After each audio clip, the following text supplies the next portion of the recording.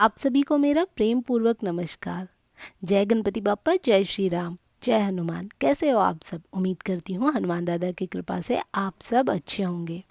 आप सभी जानते हैं जब भगवान श्री राम वनवास काल में थे तब उन्होंने सुग्रीव से भेंट की और उनसे मित्रता भी की और उनके शत्रु वाली का वध भी किया। वाली इंद्र के पुत्र थे और सुग्रीव सूर्य के पुत्र थे और हमारे प्यारे बजरंगबली के गुरुदेव हैं सूर्य भगवान। तो एक बार सूर्य भगवान ने हनुमान जी से सुग्रीव का साथ न छोड़ने को कहा था।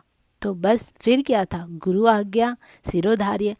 भगवान बजरंगबली सुग्रीव जी के साथ ऋषिमुख पर्वत पर निवास किया करते थे। सुग्रीव जी हनुमान जी के साथ और कुछ और वानरों के साथ ऋषिमुख पर्वत पर ही क्यों निवास किया करते थे? क्योंकि वहाँ पे बाली का भय नहीं था। आज इसके पीछे की कथा मैं आपसे सुनाती हूँ। एक समय की बात है, मतंग नाम के ऋषि हुआ करते थे। मतंग ऋषि का आश्रम हुआ करता था ऋषिमुख पर्वत पर और वो वहाँ यज्ञ आदि किया करते थे।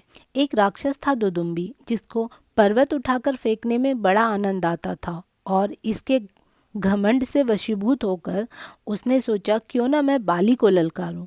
और बाली भी अति बलवान था। बाली जब पूजा हेतु जाया करता था तो रास्ते में आए सारे पहाड़ों को चुटकी में तोड़ देता। ऐसा करते हुए बाली को थकान का अनुभव बिल्कुल नहीं होता था। अब दुदुम्बी ने बाली को युद्ध के लिए ललकारा। अब बाली और दुदुम्बी में मल्ल युद्ध हुआ। मल्ल युद्ध में बाली ने दुदुम्बी को खूब मारा और उसको घायल कर दिया और उसको ऋषिमुख पर्वत की ओर फेंक दिया। इस क्रम में दुदुम्बी के शरीर से रक्त की कुछ बूंदें मतंग मुनि के आश्रम में यज्ञ में गिर पड़ी। मतंग ऋषि का आश्रम अपवित्र हो गया और उन्होंने क्रोध के वशीभूत होकर बाली को श्राप दिया। उन्होंने बाली को श्राप देते हुए कहा, बाली, अगर तुम ऋषिमुख पर्वत के आसपास भी आओगे तो तुम्हारी मृत्यु हो जाएगी।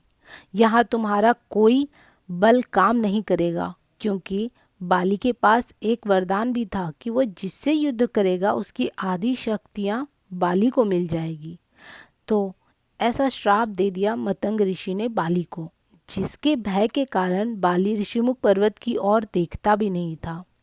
और इसी कारण सुग्रीव अपने भाई बांधवों सहित और हनुमान जी के साथ ऋषिमुख पर्वत पर निवास किया करते थे। हमारे प्यारे बजरंगबली को पता था कि वाली का वध अगर कोई कर सकता है तो वो है भगवान श्री राम। तो वे सुग्रीव के साथ ऋषिमुख पर्वत पर भगवान श्री राम के आने की प्रतीक्षा करने लगे। जय श्री राम, जय हनुमान।